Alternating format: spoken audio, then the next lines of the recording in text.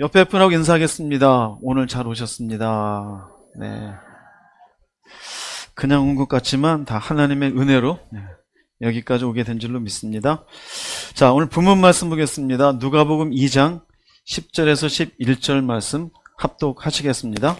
천사가 이르되 무서워하지 말라. 보라, 내가 온 백성에게 미칠 큰 기쁨의 좋은 소식을 너희에게 전하노라. 오늘 다윗의 동네에 너희를 위하여 구주가 나셨으니 곧 그리스도 주시니라. 네, 주님의 나심을 생각하며 오늘은 큰 기쁨의 좋은 소식이라는 제목으로 함께 말씀을 나누고자 합니다. 우리가 살다 보면은 기쁜 소식을 이렇게 들을 때가 있습니다. 몸에 이상이 있어서 병원에 갑니다. 두근반 하고서 어떤 일일까 갔는데 의사가 괜찮습니다. 좀 쉬시면 다 나을 겁니다. 기쁜 소식이죠. 누군가 시험을 봤습니다. 대학 시험을 보든 입사 시험을 보든 조마조마합니다. 떨어졌을까? 붙었을까? 연락이 딱 옵니다. 당신은 합격했습니다. 좋아요, 안 좋아요? 굉장히 기쁜 소식이죠. 인생엔 여러 가지 문제가 있어요. 갈등도 있고 또 사업을 하시다 보면은 물질의 문제도 있고 여러 가지 문제가 있습니다. 그런데 그런 문제가 있을 때 그 문제가 해결되었습니다라는 소식을 듣는 것, 기뻐요, 안 기뻐요? 기쁘죠. 그런데 오늘 본문은 인류 역사상 이런 소식보다 더 좋은 가장 기쁜 소식을 전하고 있습니다. 치료받는 것보다도, 합격했다는 소식을 듣는 것보다도, 문제가 해결되었다는 소식보다도 더 기쁜 소식을 뭐라고 표현하냐면요, 온 백성에게 미칠 큰 기쁨의 좋은 소식이라고 이야기합니다. 예수님이 태어나실 그 무렵에 들에 있었던 목자들에게 천사가 나타나서 하나님의 전령이 되어서 선포했던 말씀이에요. 온 백성에게, 온 인류에게 가장 기쁜 소식이라는 거예요. 그러나 여러분들이 성경을 그냥 읽으면은 어쩌라고, 돈이 되는 것도 아니고 당장 내 문제가 풀리는 것도 아니고 집 사는 것도 도움되는 게 아니에요. 뭐라고 얘기하냐면요, 기쁜 소식의 내용은 구주가 났대요. 구주가 누구냐? 곧 그리스도 주시니라. 이거 여러분 기쁩니까? 정직하게 얘기하세요. 만약 여기에 그게 아니라 은행 장이 나타나셨으니 곧 너희들에게 100억씩 나누어지는 은행장이니라, 이러면 웃음이 이만큼 나겠죠. 그죠? 그런데 막상 성경 보면 어쩌라고, 구주가 그리스도인데 그게 뭘 그렇게 기쁜 것이라고. 그죠? 설명해 드릴게요. 여기 있는 구주라는 말이 있는데요, 구주는 소테르라 그래요. 구세주고 구원자입니다. 근데 우리가 보통 알고 있는 구세주 구원자는 그리스도죠. 그죠? 근데 크리스토스란 말의 원 의미는 기름 부음 받은 자예요. 이 말이 어디서 오냐면요, 구약에서 나옵니다. 구약에서 하나님이 당신의 특별한 일들을 위해서 기름 부은 사람으로 세웁니다. 그 사람들을 주로 왕, 선지자, 제사장, 하나님의 일을 위해서 세우는데 히브리어로 이 사람을 메시아라 그랬어요. 메시아라고. 그런데 예수님을 그리스도라 그러잖아요. 이 예수님은 하나님의 특별한 일을 위해서 기름 부음 받아 이 땅에 오신 일종의 위임을 받았어요. 어떤 위임을 받았냐면 구세주로서 위임을 받았어요. 그래서 그분을 그리스도라고 얘기해요. 그래서 그리스도라 그럴 때 위임받은 것이 구세주고 구원자이니 그리스도의 또 다른 의미로 그분은 구원자이다, 구세주이다, 이렇게도 말씀하셔요. 자, 천사가 얘기합니다. 큰 기쁨의 소식이 있는데 구주, 곧 그리스도다. 이 말의 의미는 하나님이 약속하신 무엇을 이루시는 분? 구원을 이루시는 분이 태어났다라는 거예요. 즉, 천사가 말하는 건 인류에게 가장 기쁜 소식은 구세주가 태어나는 일이래요. 구세주가 태어나는 일. 그러면 여러분들 의문이 생기잖아요. 구세주가 태어나는 일이랑 나랑 뭔 관계가 있어? 지금 내 인생의 복잡한 문제와 내가 갈등하는 문제와 이게 뭔 관계가 있어? 구세주 태어남이 왜 기쁜 소식일까? 천사가 와서, 이건 인간이 아닙니다. 천사가 와서 하나님의 전령이 되어 선포하고 있는 일이에요. 즉, 이 의미는 인간에게 있어서 가장 중요한 문제가 해결되는 소식이라고 얘기해 주는 거예요. 오늘 이 문제를 조금씩 볼게요. 구세주에 태어나면 왜 그렇게 기쁜 좋은 소식일까? 첫 번째는 인간은 죄 가운데 있기 때문에 그래요. 자신이 원하든 원하지 않든. 창세기 3장 6절 말씀 읽어보겠습니다. 여자가 그 나무를 본즉 먹음직도 하고 보암직도 하고 지혜롭게 할 만큼 탐스럽기도 한 나무인지라. 여자가 그 열매를 따먹고 자기와 함께 있는 남편에게도 주매 그도 먹은지라. 네. 태초의 인간이었던 아담과 하와가 선악과를 따먹는 모습입니다. 이 두 부부가 결국 탐스럽기도 한 이 나무를 먹게 되어져서 죄가 시작되어져. 언뜻 보면 이분들이 죄 지었지 나랑 뭔 관계가 있어. 나는 죄 안 지었어. 우리가 예수 믿으면서 가장 힘든 게 뭐냐면요, 내가 왜 죄인인가요? 심각합니다. 특별히 교회 오래 다닌 사람들이요, 자기가 죄인인 줄 모르고 교리적으로 나 죄인일 거야 라고 인정하고 그냥 믿어요. 이거 인격적인 만남이 아니에요. 철저하게 내가 죄인됨을 알게 되어질 때부터 신앙은 시작되어져요. 오늘 말씀에도 구세주에 태어남이 왜 기쁨이 좋은 소식일까? 내가 죄인됨을 깨달을 때 기쁜 소식이 돼요. 깨닫지 못하면요, 기쁜 소식이 아니에요. 이분들의 죄가 왜 나랑 관계가 있는가? 로마서 5장 12절 읽어보겠습니다. 한 사람으로 말미암아 죄가 세상에 들어오고 죄로 말미암아 사망이 들어왔나니 이와 같이 모든 사람이 죄를 지었으므로 사망이 모든 사람에게 이르렀느니라. 대표성을 띠는 겁니다. 아담을 얘기하는 거예요. 아담이 죄 지었어요. 동산 중앙에 선악을 알게 한 나무의 실과는 먹지 말라는데 먹었어요. 죄 지었어요. 이것 때문에 뭐가 왔어요? 사망이 왔어요. 죄의 삭은 무엇이에요? 사망이니. 그런데 여기에서 태어난 모든 인류, 태초의 인간이잖아요. 모든 인류는 너희들도 죄 가운데 태어났다 이거예요. 똑같이 선악과를 따먹은 것은 아니지만, 그래서 너희들도 뭐가 되어져요? 죄를 지었고 이 죄로 인해 무엇이 왔어요? 사망이 왔어요. 사망이 왔어요. 그럼 여기에서 말하는 사망은 두 가지예요. 하나는 육체적인 사망이에요. 둘째는 영적인 사망이에요. 우리 다 죽어요, 안 죽어요? 죽죠. 그게 무엇 때문에 왔어요? 죄 때문에 온 거예요. 하나님 원래 인간을 죽으라고 만들었어요? 죽으라고 만든 게 아니었어요. 그런데 죄 짓는 것으로 인하여서 죽음이 왔어요.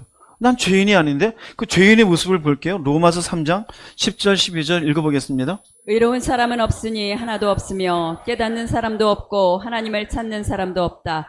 모두 진리에서 떠나 쓸모없게 되었고 선을 행하는 사람이 없으니 하나도 없다. 인간의 상태가 죄라고 하는 것은 의로운 사람이 없어요. 여기에 의, 잘 보세요. 의라고 하는 것, 하나님을 찾는 사람이 없어요.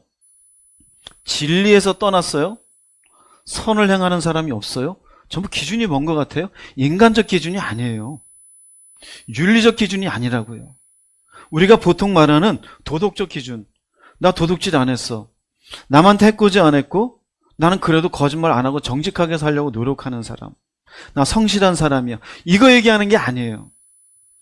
여기 기준은 하나님의 기준이에요. 하나님의 기준 앞에, 그분 앞에 의로운 사람이 없어요. 여러분들이 스스로 하나님 찾은 사람이 있어요? 없어요. 진리를 알아요? 진리도 모르는데 어떻게 진리 가운데 살아요? 진리를 떠나 있죠. 하나님의 다른 거 사랑하지 말라는데도 사랑하잖아요. 진리가 말하는 게 뭔지를 모르잖아요.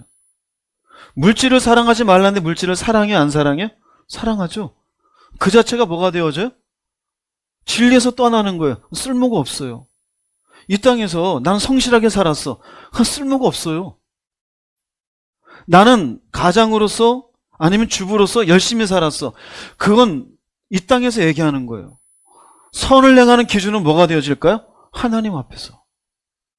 그럼 인간이 원래 이렇대요. 무슨 말이에요? 인간이 죄 가운데 태어나 살고 있는 모습이에요. 우린 결국 이런 상태에 있는 인간인 것이에요. 그래서 예수님께서 이런 말씀하셔요. 요한복음 8장 24절 말씀 읽어보겠습니다. 내가 너희에게 말하기를 너희가 너희 죄 가운데서 죽으리라 하였노라. 그러니까 인간의 운명이에요. 죄 가운데서 죽어요. 나 죄인 아닌데요? 그냥 죄 가운데 태어났다니까요. 가만히 여러분들 생각해 보세요. 내가 죄인인 걸 알 수 있는 것? 미움이 쉽습니까? 참는 게 쉽습니까? 굉장히 어려워요, 여러분. 그 결정 내리는 것이. 내 주머니는 돈 10,000원. 이거 가지고 내가 차 한 잔 마신 게 쉽습니까? 남에게 사주는 게 쉽습니까? 예? 사주는 게 쉬워요? 야, 여긴 전부 다. 우리는 이기적이에요. 교만해요. 남들 앞에 내가 어떤 인간인지 인정받고 싶어요. 때로는 그런 걸로 비교를 하고 내가 어떤 인간을 증명하기 위해서 누군가를 깎아내리기도 하고 힘들게도 만드는 게 우리 모습이에요. 우리는 거기서 벗어날 수 없어요. 우리는 다 죄인이에요. 주님은 뭐라고 말하느냐? 결국 너희는 죄 가운데서 죽으리라. 이 죽음은 육체의 죽음이 아니에요.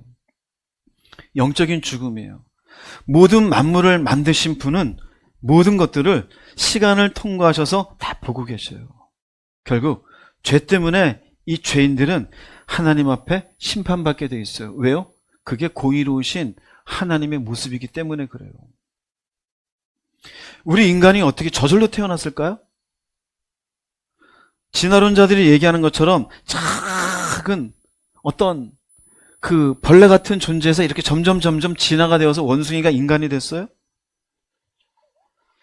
우리는 아무 선하고 깨끗한데 저절로 죄라는 게 생겼어요? 아니에요. 어느 순간인가 사건이 있었고 우린 따져보면 나라는 인간이 죄 가운데 살고 있는 것을 발견하게 돼요. 그래서 성경은 얘기해요. 사람에게 죽는 것은 정해져 있으나 그 후에는 무엇이 있어요? 심판이 있다 이거예요. 죽는 건 정해져, 죽는 건 다 알아요. 그 다음 심판은 생각하지 않으려고 그래요. 이게 인간의 운명이에요. 결국 문제가 뭡니까? 문제가 뭐예요? 죄예요. 인간은 죄가 해결되지 않으면 하나님의 심판에 이르는 죽음에 이르러요. 자, 처음에 말씀드렸을 때 기쁜 소식이 있어요. 병이라는 것. 근데 병이라는 건 때로는 병으로 죽음을 가게 되지만 그 다음엔 더 무서운 죽음이 있어요. 영적인 죽음이에요. 이건 영원한 죽음이에요. 내가 육체로 겪게 되는 고통스러운 그 질병은 사실은 일평생을 해도 80이면 끝나고 90이면 끝나요. 근데 하나님의 심판으로 영원히 얻게 되는 죽음은 끝나지 않아요. 어느 게 더 무서운 걸까요? 이 죽음이 더 무서운 거예요. 우리가 이 땅에서 합격의 소식을 들었어요. 와, 합격이다. 기쁜 소식이에요. 근데 죄 문제가 해결되지 않으면 결국 심판에 이를 수밖에 없는 이 땅에 조금 도움되어지는 합격일 뿐이에요. 문제가 해결되었다고요? 죄 문제는 해결되지 않는데? 그래서 천사가 얘기하는 거예요. 가장 큰 기쁜 소식이 뭔지 아냐? 너희들의 죄 가운데 있는 모습을 해결할 수 있는 예수 그리스도가 이 땅에 오신다. 그래서 예수님은 이 땅에 무엇을 위해서 오실까요? 죄의 문제를 해결하기 위해서 오시는 거예요. 마태복음 1장 21절 말씀 읽어보겠습니다. 아들을 낳으리니 이름을 예수라 하라. 이는 그가 자기 백성을 죄에서 구원할 자이심이라 하니라. 예수님의 이름은 죄에서 구원할 자예요. 그럼 예수님이 이 땅에 오신 탄생의 목적이 뭘까요? 탄생의 목적은 죄에서의 구원이에요. 어떤 분 얘기해요? 교회 다니면 뭐가 좋아? 아유, 이것저것 다 잘 돼. 절대 그런 얘기 하지 마세요. 저희 교인들은 만사 형통이야. 사업이 잘 될 거야. 제가 누누이 얘기하죠. 그 사기꾼이라고요. 저희 교회는 그런 얘기 하지 마세요. 너 힘들지? 힘든 문제 하나님 해결해 주실 거야. 아니요. 예수님이 이 땅에 오신 목적은 죄에서의 구원이에요. 예수 믿으면 뭐가 좋아? 죄에서 구원받아요. 죄가 뭔데? 죄를 조금 전에 설명해 드렸죠. 이런 게 죄야. 그 문제 해결하지 못하면 당신은 영원한 죽음에 이르러. 예수님은 우리의 죄를 건지시기 위해서, 해결하기 위해서 이 땅에 오신 분이야.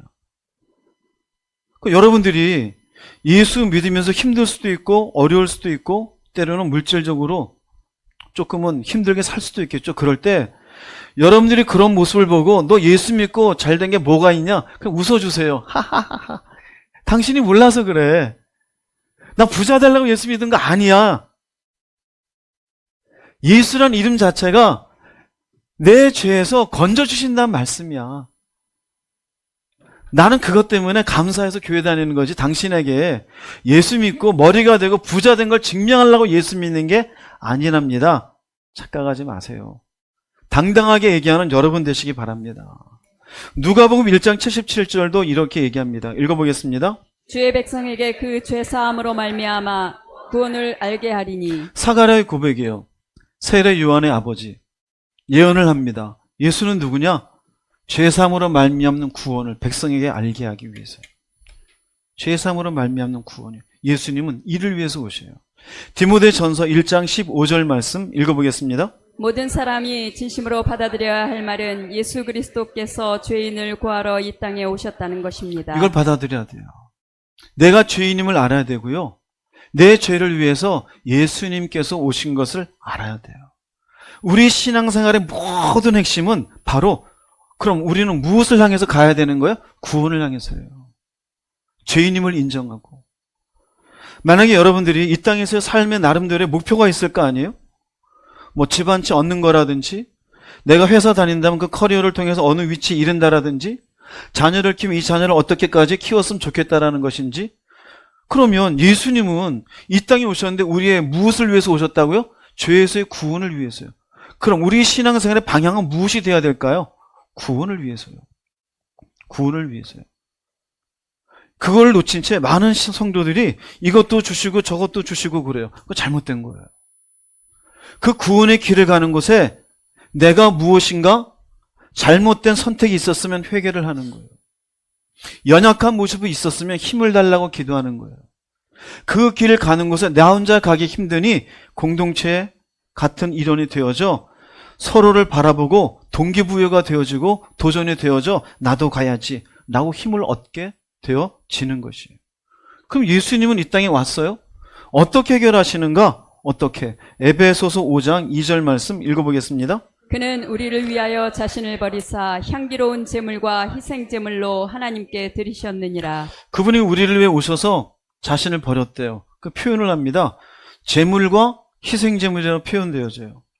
구약에 보면 인간이 죄 지었을 때 인간은 자기의 죄를 위해서 자기의 머리털을 뽑는다든지 피를 흘리는 게 아니었어요. 짐승을 잡아서 대신 피를 흘려요. 그 의미는 내가 이 죄 때문에 대가를 받았어야 되는데 이 짐승이 내 죄에 대한 대가를 받고 내 죄를 사해 주소서. 그런 의미로 제사를 드려요. 그런데 예수님을 놓고 뭐라고 표현하냐면요. 자신을 버렸는데 향기로운 제물이 되고 희생 제물로 드렸대요. 이 의미는 예수님은 인류의 모든 죄를 대신하여 하나님 앞에 드려진 제물이 되었음을 의미해요. 이 자리가 십자가임을 믿으시기 바랍니다. 그래서 그 십자가에 죽으신 주님을 제물이라고 표현해요. 무엇 때문에 제물이 되셨어요? 우리의 죄 때문에. 구체적으로는 내 죄 때문에 돌아가신 거예요. 자, 보세요. 예수님이 오신 것, 인간들이 죄 지었기 때문에. 인간들의 죄는 인간 스스로 해결이 안 돼요. 죄를 해결하기 위해서 예수님 오셨어요. 어떻게 해결해요? 이 죄를 위해 당신이 십자가 위에서 제물이 되는 것으로 해결하셔요. 로마서 4장 25절 말씀 읽어보겠습니다. 예수님은 우리의 죄 때문에 죽임을 당하셨고 우리를 의롭게 하시려고 다시 살아나셨습니다. 죽으셨어요. 그리고 얘기합니다. 우리를 어떻게 해요? 의롭게 했대요. 조금 전에 우리가 죄에 대해서 얘기할 때 죄의 결과는 의로운 자가 있다 없다? 없다 그랬잖아요. 근데 이제는 우리가 의롭게 됐어요 안 됐어요? 됐어요. 물론 부족해요. 여전히 우리 속에는 죄성이 있어요. 그런데 예수의 십자가의 죄로 인하여 우리의 죄의 모습은 가리워지고 그분의 의가 우리를 의롭게 하여 주는 줄 믿으시기 바랍니다. 이것의 힘의 능력이 뭐가 되어져요? 십자가인 거예요. 그분의 피 흘리심인 거예요. 그래서 고린도전서 1장 18절은 이렇게 선언합니다. 읽어보겠습니다. 십자가의 도가 멸망하는 자들에게는 미련한 것이요 구원을 받는 우리에게는 하나님의 능력이라. 네, 십자가의 도, 길도자죠.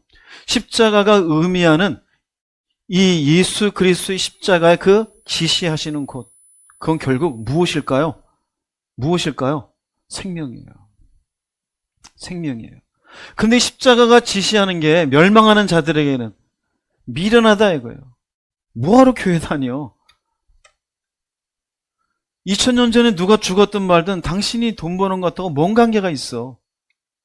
왜 주일날 교회 가서 그러고 앉아 있어? 아니 그냥 편하고 재밌게 살지 왜 이렇게 불편하게 살아? 기도 뭐 날마다 할 게 뭐가 있어? 적당히 어려울 때 하면 되지. 그런데 보세요. 구원을 받는, 어디로부터 구원받는 거야? 이제 이해되시겠죠? 죄로부터. 구원을 받았으니 우리에겐 사망이 아니라 무엇이 주어져요? 생명이죠. 어렵지 않죠? 이게 우리가 만들어낼 수 있는 길입니까? 하나님이 만드신 길이므로 그분의 능력이에요. 할렐루야. 자, 그러면 이 능력을 우리는 예수를 믿어요 라고 하는 자에겐 이 하나님의 능력이 임한 겁니까? 임하지 않았습니까? 임한 거죠. 이 시작점이 어디에 있어요? 예수 그리스도의 이 땅에 오심에 있는 거예요. 그래서 천사가 얘기하는 겁니다. 이 땅에 여러 가지 많은 기쁜 소식이 있을 수 있어요. 그런데 가장 큰 기쁜 소식은 바로 예수의 이 땅에 오심이라는 거예요. 이해되세요? 그 구주가 오시는 것, 그리스도가 이 땅에 오시는 것, 그게 여러분들에게 가장 중요한 죄의 문제가 해결되어지고 생명으로 이끌어내는 시작점이 되어지므로 온 백성에게 미치는 이 귀한 소식을 너희들에게 전하노라. 이 소식이 여러분들에게도 기쁜 소식이 되기를 주의 이름으로 축복합니다. 두 번째로 예수의 이 땅에 오심이 기쁜 소식이 되는 것은 예수님의 태어나심은 하나님께 영광이 되기 때문입니다. 자, 이 말씀 들어가기 전에 옆에 분하고 인사하겠습니다. 조금만 참읍시다. 네, 제가 굉장히 재미없게 얘기하죠. 네. 어제 늦게 주무셨나 봐요. 한 두 분이. 그분도 예수님의 기쁨에 동참하셔야 되잖아요. 네, 조금만 참으세요. 오늘 제가 일부러 조금 온도를 높여놨는데 다음에는 좀 춥게 만들어야 될 것 같아요. 한 18도 정도. 예수님의 태어나심이 하나님께 영광이 되기 때문이에요. 이게 왜 기쁜 소식일까요? 보세요. 하나님은 창조주예요. 인간은 피조물이에요. 하나님이 피조물을 만드신 이유는 뭐냐면요, 피조물로부터 영광받기 위해서요. 모든 만물은 다 하나님께 영광을 돌려요. 그 때마다 시마다 맞추어 하나님 만드신 창조의 목적에 맞게 꽃을 피우고 열매를 만들고 때에 맞게 해가 떠오르고 달이 지고 이 모든 과정을 통하여서 하나님께 영광을 돌려요. 유독 영광을 돌리지 않는 존재가 누구일까요? 인간이에요. 근데 인간이 영광을 돌릴 수 있는 타이밍이 딱 됐어요.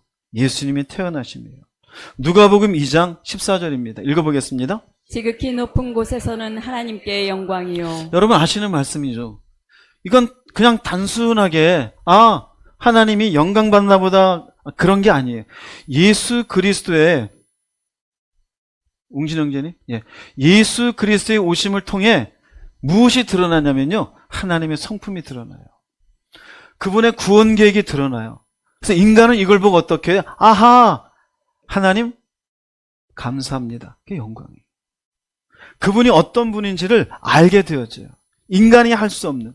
그래서 하나님께 영광이 되는 것, 드디어 인간이 예수 그리스도의 태어나심을 통하여 하나님 영광 받으시옵소서. 하나님 감사합니다.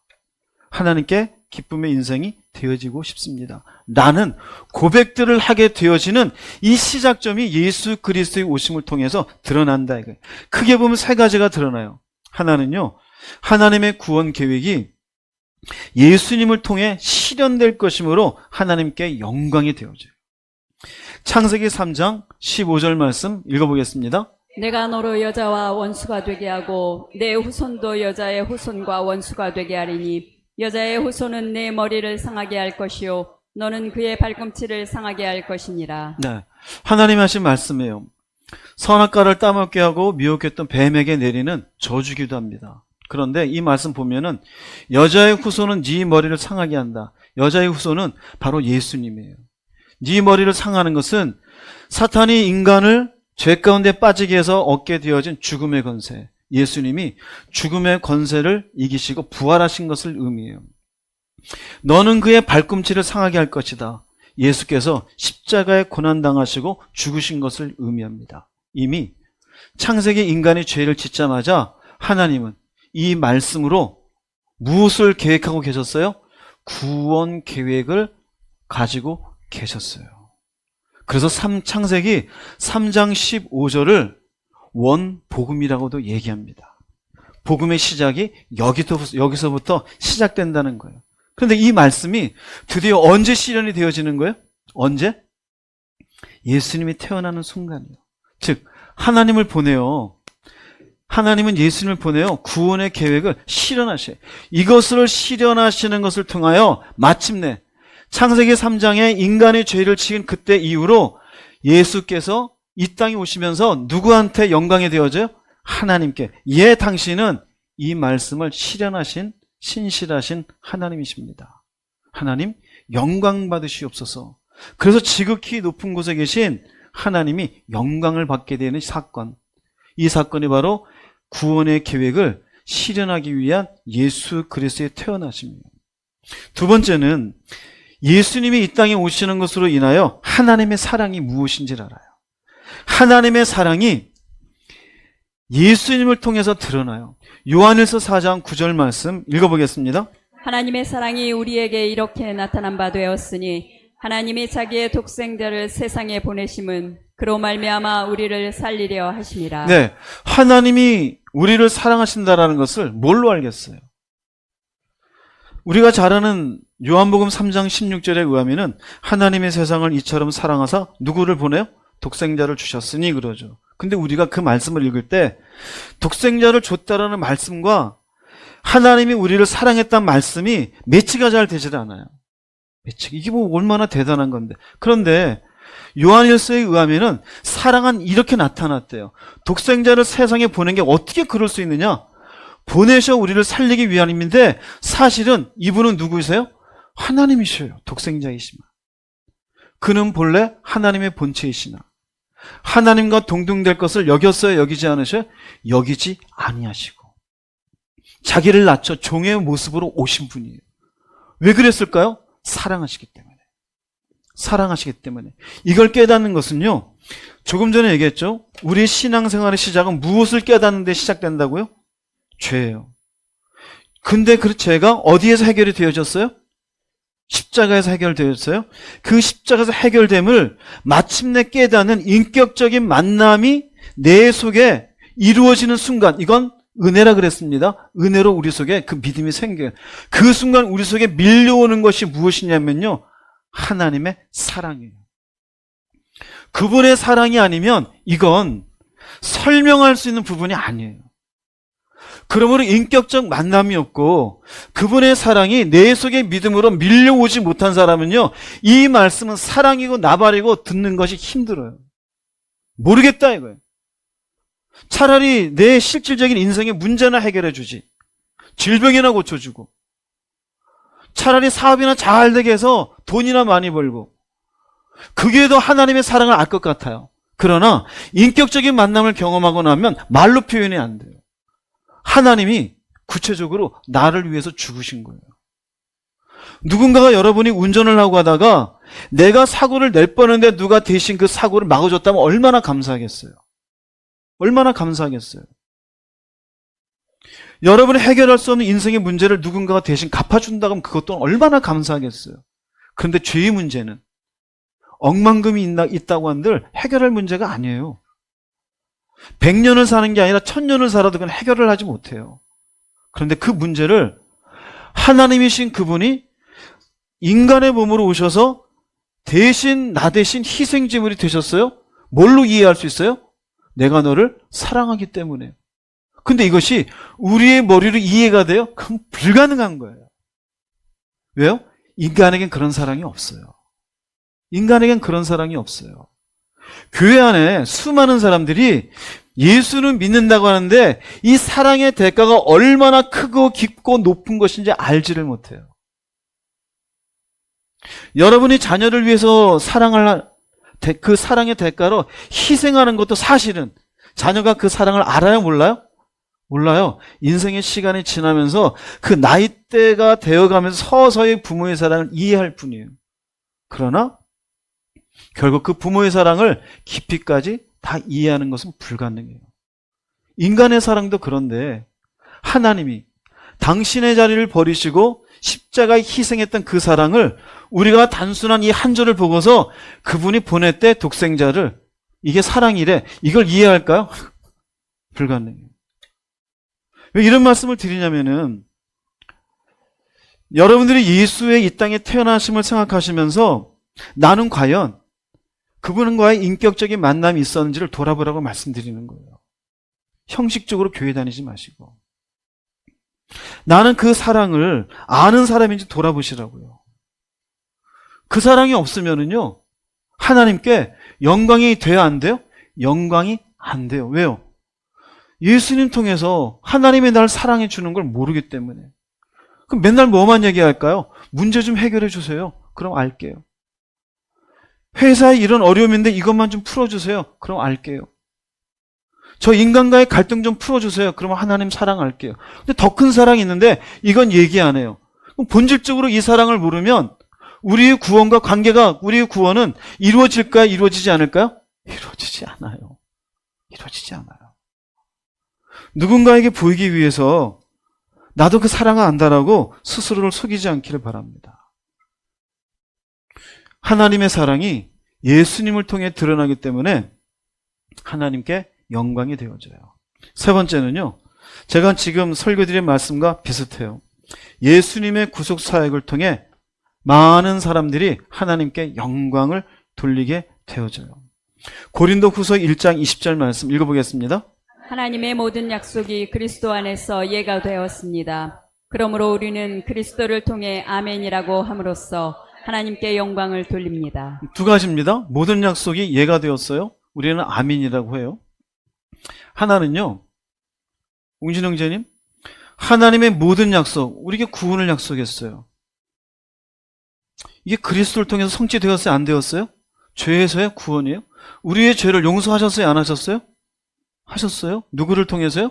예수님이 십자가를 통해서. 이제는 하나님이 우리와 영원히 함께 하신다는 임마누엘이 성취되었어요? 안 되었어요? 성취되었어요? 이제는 그분이 우리에게 죽음이 아니라 사망이 아니라 영생을 약속하시는 것이 그리스도를 통해서 성취되었어요? 안 되었어요? 된 분 아멘 해보세요. 이 말씀이에요. 자, 두 번째 뭐냐면은요, 아멘이 무슨 말이냐면요, 진실로 그러하다. 예, 그리스도 안에서 구원이 성취된 줄로 믿습니다. 용서가 임마누엘 하나님이 영생이. 이것이 어떻게 되는 순간? 받아들이는 순간 어떻게 돼요? 하나님께 무엇을 돌려드려요? 영광을 돌려드려요. 인격적인 만남이에요. 머리로가 아니에요. 하나님 나 사랑하죠? 그 묻는 자체가 사랑을 아는 걸까요? 모르는 걸까요? 두 남녀가 있어요. 둘이 사랑한대요. 근데 남자든 여자든 만날 때마다 얘기해. 나 사랑하는 거 맞지? 나 사랑하는 거 맞지? 이 사람은 상대방이 나를 사랑하는 걸 아는 걸까요? 모르는 걸까요? 어떤 분은 교회 안에서도 그래요. 하나님 저 사랑하는 건 맞죠? 이것 좀 해주세요. 사랑 모르는 사람이에요.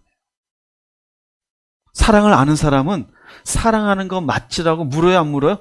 안 물어요. 안 물어요. 여러분 자신 보세요. 그게 전부 뭔지 아세요? 스스로 속이는 거예요. 성경은 얘기해요. 자신을 속이지 말라고. 스스로 속이지 말라.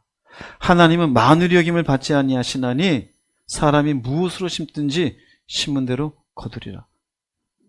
명확하게 보십시오. 교회 다닌다고 하나님이 영광 받는 인생 아니에요. 여러분이 정말 진실로 그러합니다 라면서 받아들이고 있습니까? 인격적인 만남이 돼야 돼요.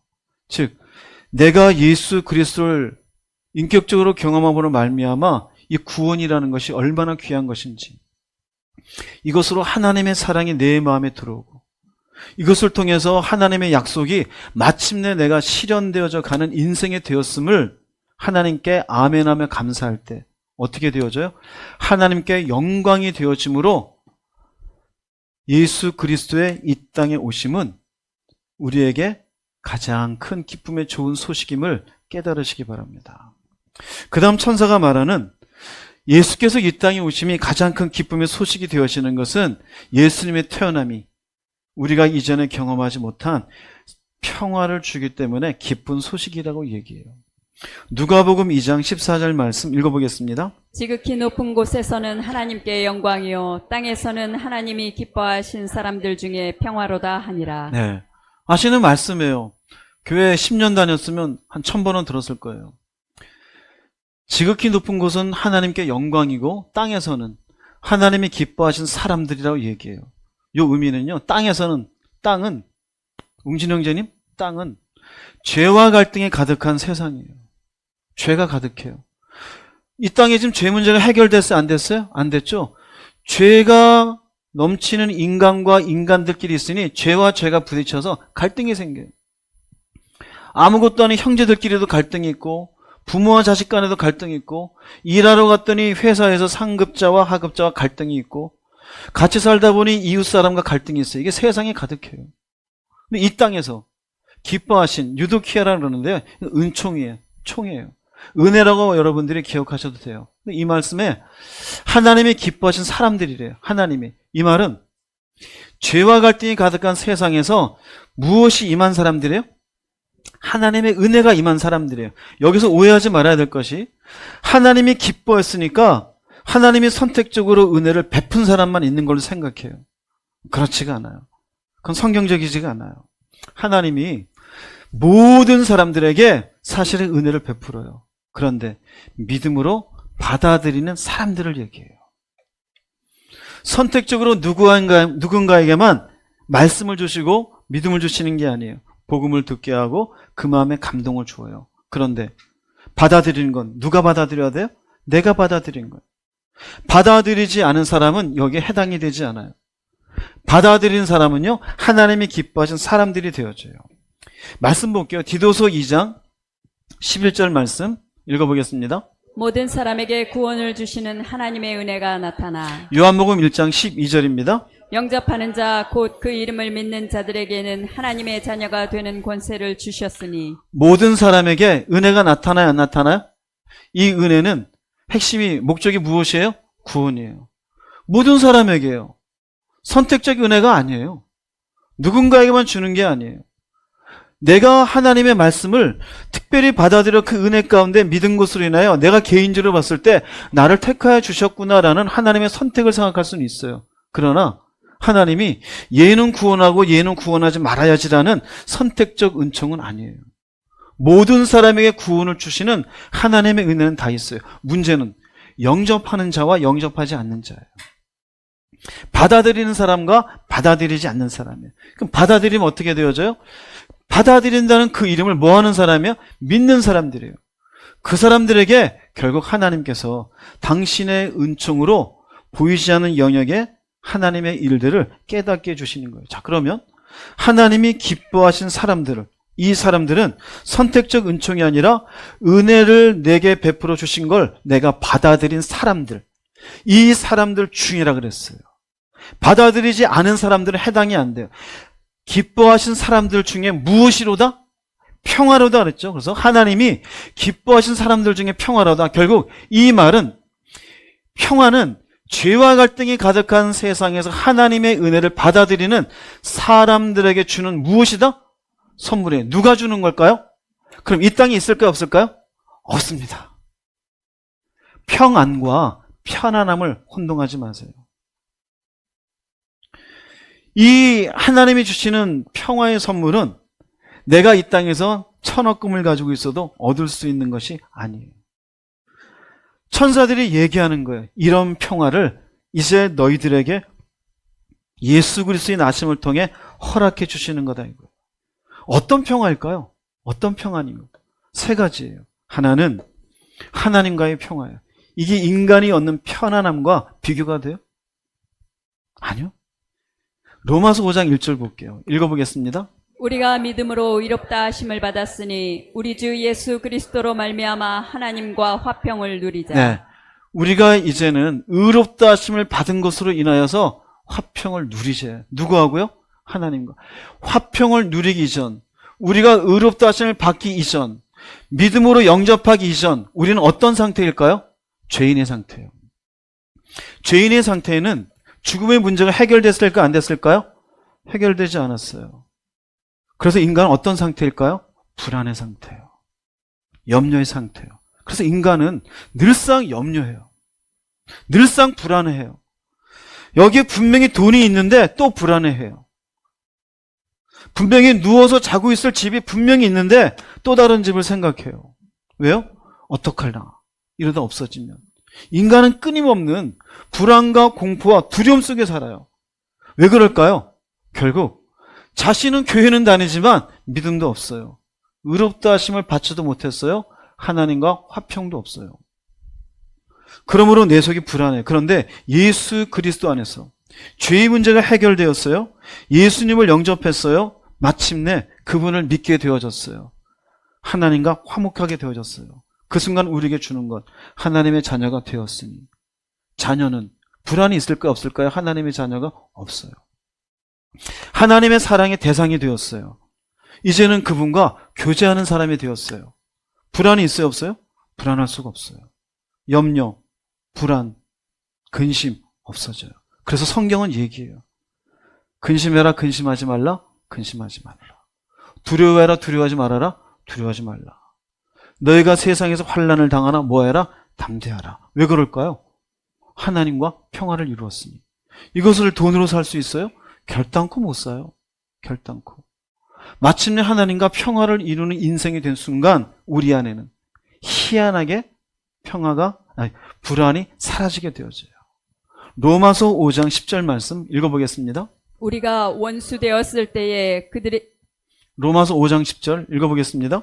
우리가 원수 되었을 때에 그의 아들의 죽으심으로 말미암아 하나님과 화목하게 되었은즉 화목하게 된 자로서는 더욱 그의 살아나심으로 말미암아 구원을 받을 것이니라. 그 아들의 죽으심으로 화목하게 되었어요. 원래는 어떤 자인데요? 원수예요, 원수. 원수에게 무슨 평안이 있어요? 없어요. 불안과 염려예요. 그런데 화목하게 되었어요. 근데 우리가 어디로 연결되어져요? 그분이 살아난 것처럼 우리도 살아나는 영생을 누린 자가 될 것이다. 이로 인해서 우리는 죽음이 두려울까요? 두렵지 않을까요? 두렵지 않아요. 염려를 이겨요. 공포를 이겨내요.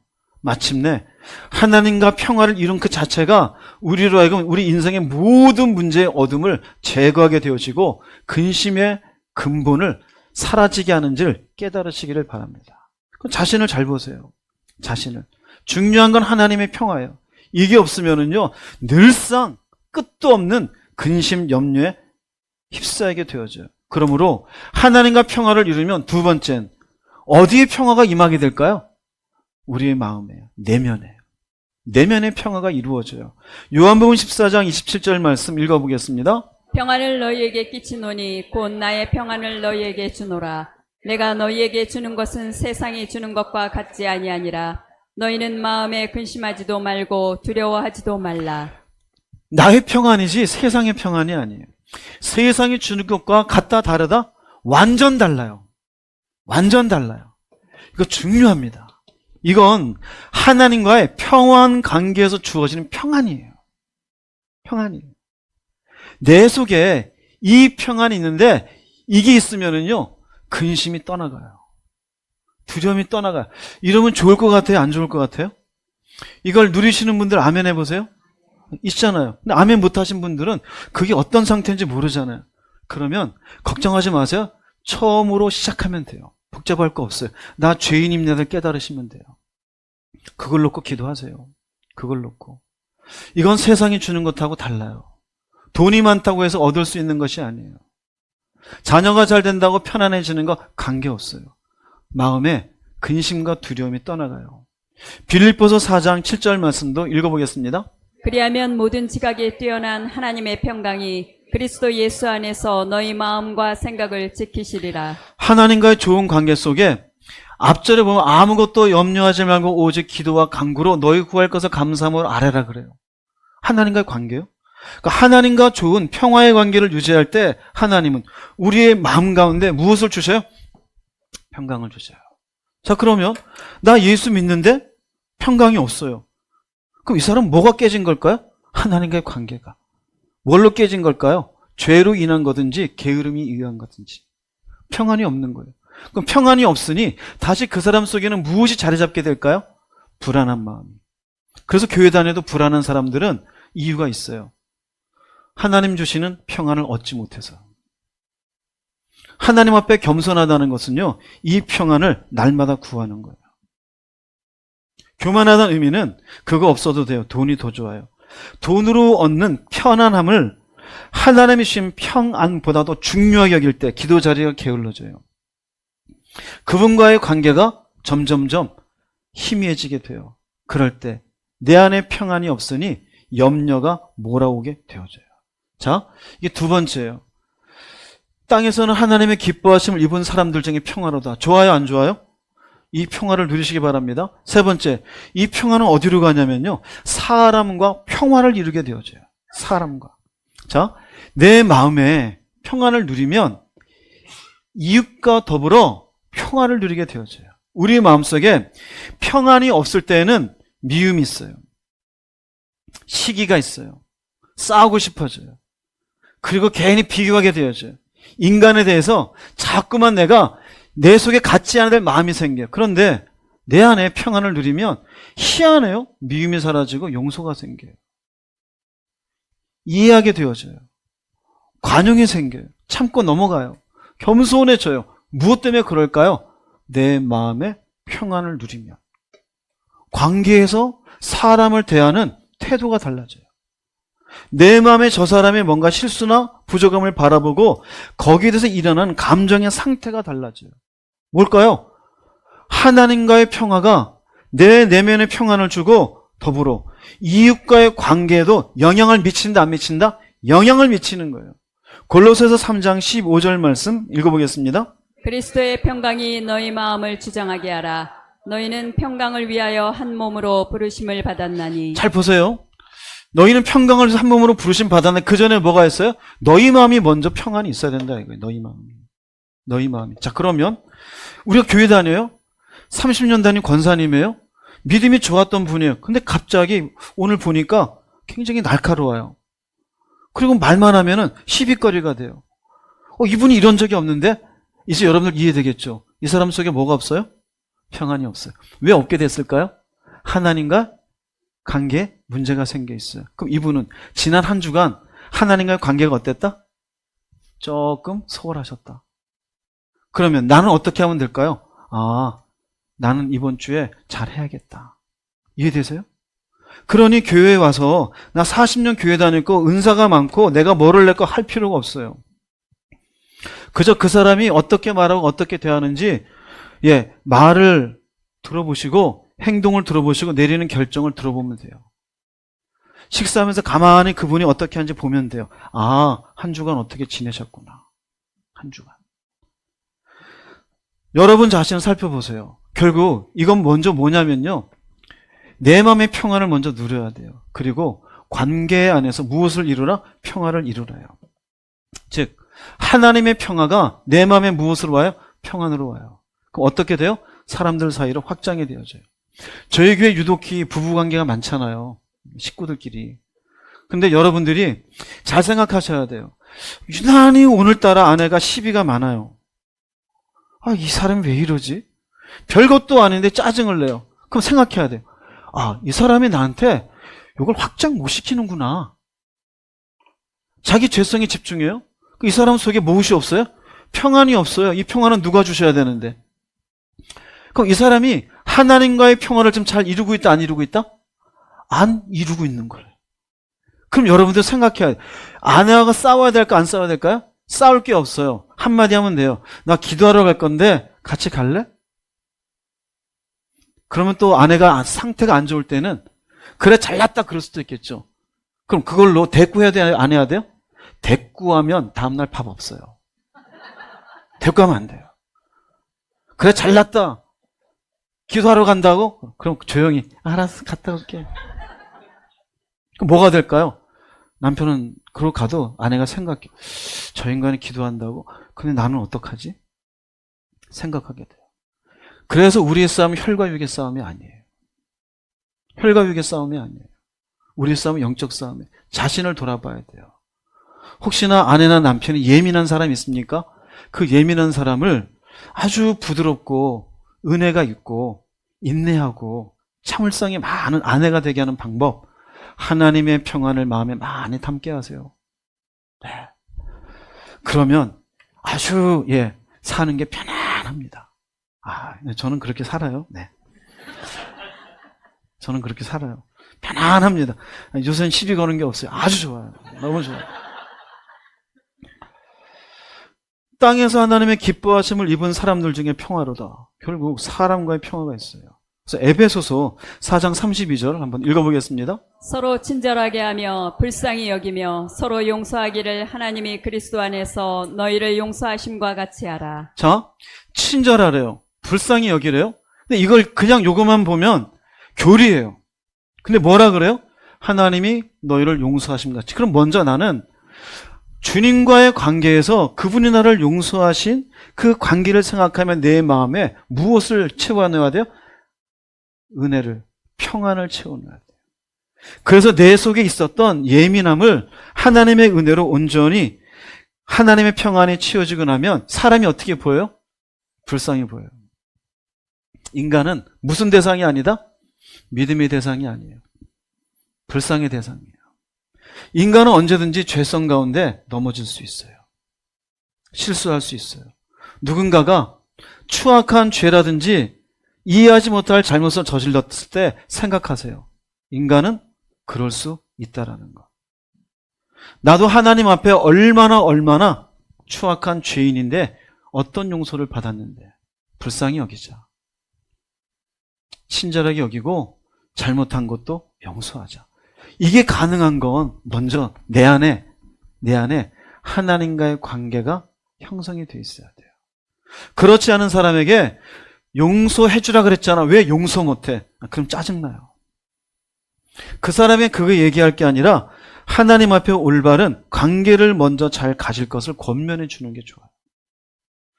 그게 돼 있지 않은 상태에서 용서만 해주고 왜 사람을 불쌍히 안 여겨? 라고 하면은 그건 싸움거리밖에 안 됩니다. 이해되시겠어요? 네. 그래서 평안은 결코 인간이 만들어내는 게 아니에요. 하나님으로부터 내 마음의 이웃으로 흘러가게 되어져요. 빌립보서 2장 2절에서 4절 말씀 읽어보겠습니다. 서로 한 마음으로 사랑을 나누고 한 뜻으로 하나가 되십시오. 무슨 일을 할 때 이기적이거나 교만한 마음을 갖지 말고 겸손한 마음으로 나보다 다른 사람을 더 존중해 주십시오. 자기 생활을 열심히 하면서 다른 사람이 하는 일에도 관심을 가져 내 마음에 기쁨이 넘치게 해 주십시오. 네. 이런 마음이 되려면은 먼저 내 마음에 무엇이 있어야 될까요? 하나님이 주시는 나의 평안을 너에게 주노라. 이게 있어야 돼요. 그냥 외우지 마세요. 누군가가 하는 거 보고 야, 저 사람은 참 어떻게 저렇게 살까? 그 사람 뒤에 보세요. 하나님과의 좋은 관계를 유지하고 있을 겁니다. 나는 그 관계는 가지지도 않은 채 기도하라. 또 기도하래. 기도 안 하니 가는 곳마다 싸움이 나죠. 거칠어지죠. 기분 나쁘면 할 말 다 해야 되고 할 말 다 해야 되는 게 뭔지 아세요? 그게 교만한 마음이에요. 이기적인 마음. 내가 옳다 그러고 이게 이기적이고 교만한 마음이에요. 다른 사람도 존중해야죠. 못 배운 사람일 수도 있어요. 나보다 힘들게 사는 분일 수도 있고. 예전에는 가정 형편이 어려워서 우리 윗대 분들 보면은 초등학교도 제대로 못 다니신 분들도 많아요. 형편 때문에 그러신 건데 초등학교도 못 나와가지고 그 사람이 다니기 싫어서 안 다닌 겁니까? 상황 때문에 그런 거지. 그럼 어떻게 해야 될까요? 내 마음의 평안을 가지고 존중해 줘야죠. 존중해 줘야죠. 그렇죠? 그게 뭘까요? 인간적인 마음으로는 사랑과 평화가 힘들잖아요. 그런데 하나님의 평안이 우리 안에 들어오면 가능하다, 불가능하다? 가능합니다. 이것이 되기 때문에 천사들이 얘기한 거예요. 땅에서는 기뻐하심을 입은 사람들 중에 무엇이로다? 평화로다.